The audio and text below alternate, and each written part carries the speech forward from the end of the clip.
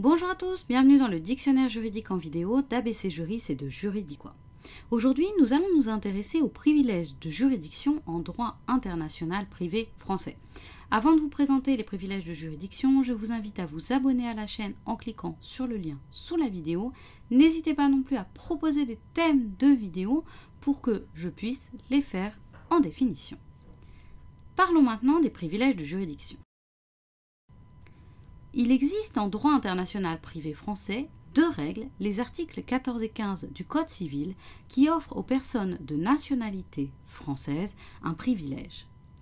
En effet, en application de l'interprétation jurisprudentielle de ces textes, les personnes françaises disposent du droit d'être jugées par un juge français.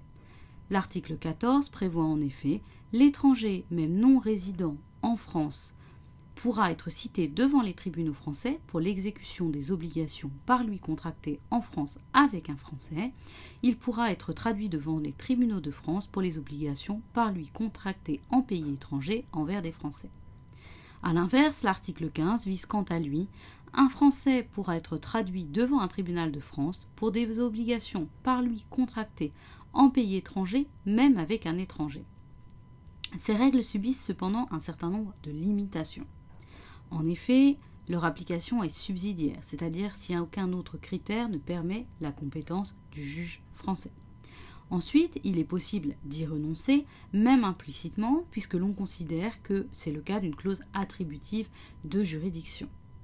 Également, ces articles n'ont pas de caractère exclusif. C'est notamment ce qu'a décidé la Cour de cassation le 23 mai 2006, sa première chambre civile, dans l'arrêt Prieur pour l'article 15 du Code civil, et toujours la première chambre civile dans un arrêt du 22 mai 2007, Fercométal, pour l'article 14.